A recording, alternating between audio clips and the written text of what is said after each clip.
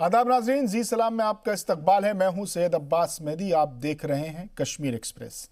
ईद उल अजहा के मौके पर घर आए फौज के जवान को दहशत गर्दों ने इतवार की देर शाम अगवा कर लिया। टेरिटोरियल आर्मी में तैनात जवान की गाड़ी को भी दहशत गर्दों ने फूंक दिया। उस गाड़ी को कुलगाम से बरामद किया गया है। वारदात के बाद से पूरे इलाके में सर्च ऑपरेशन चलाया जा रहा है। जवान 162 टीए में जनूबी कश्मीर के बालापुर में 12 सेक्टर हेडक्वार्टर में तैनात था। जानकारी के मुताबिक जम्मू कश्मीर लाइट इन्फेंट्री में तैनात जवान शाकिर मंजूर ईद उल अजहा की छुट्टियों में घर आए हुए थे। जवान को अपने साथ ले जाते वक्त दहशतगर्दों ने बाहर खड़ी उसकी कार को भी आग के हवाले कर दिया। वारदात के बाद जवान के अहले खाना ने इसकी जानकारी पुलिस को दी। इसके बाद सिक्योरिटी फोर्सेस ने पूरे इलाके को घेर कर तलाशी मुहिम शुरू की हुई है।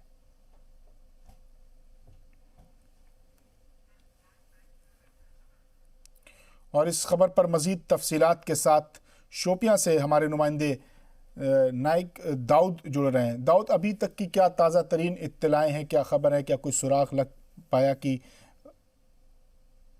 मैं आपको बता दूं कि ये कल तकरीबन 5:30 बजे अपने घर से निकला था ताकि वो पलपुरा में अपनी ड्यूटी जो है वो रिज्यूम कर पाए, लेकिन बीच रास्ते में ही उसको अगवा किया गया है।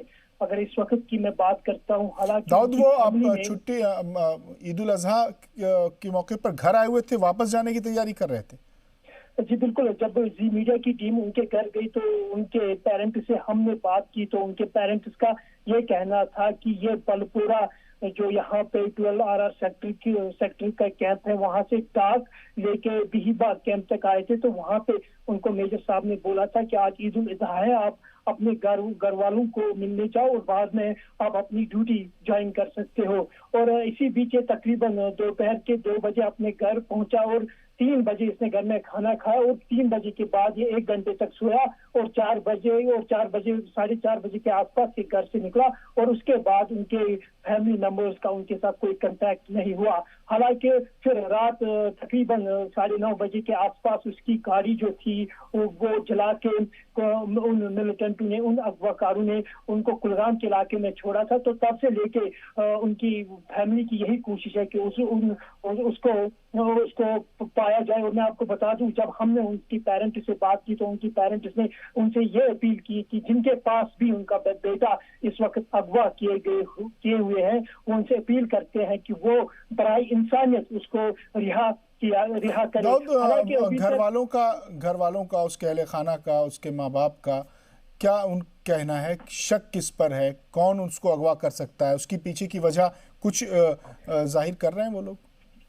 जी, उन्होंने यकीनी तौर पर उन्होंने पूरे वो कॉन्फिडेंस के साथ नहीं बताया कि ये मिल रहा। उनके जहन में ये बात जरूर है कि वो टेरिटरी आर्मी का सिपाही है और मिलिटेंट ही हो सकते हैं जो उनको अगवा कर सकते हैं। और उन्होंने खुसूसी तौर पर आप विजुअल में देख सकते हो कि जिन्होंने उनको अगवा किया है उनसे अपील की है, मोतबाना अपील किया है कि वो उनके बेटे को रिहा करे। और अगर वो चाहते हैं कि उनका बेटा आर्मी में काम न करे तो वो काम भी नहीं करेंगे आर्मी में। कुल मिला के ये इंसिडेंट जो है काफी वक्त के बाद, अबडक्शन इंसिडेंट काफी वक्त के बाद शोपियान में देखा गया। और मैं आपको बता दूं कि इससे साफ जाहिर एक बात होती है कि आज भी इस इलाके में मिलिटेंट्स की मौजूदगी है। जी अब्बास जी, मैं आपसे ये जानना चाह रहा हूँ कि घर वालों से चूंकि आपकी बात हुई होगी तो उन लोगों ने बताया उसके करियर के बारे में कि वो किस तरह का उसका मिजाज कैसा था और किस तरह की सोच थी आर्मी में रहकर, वो क्या करना चाहता था? कौम की खिदमत, मुल्क की खिदमत, सरहद की हिफाजत,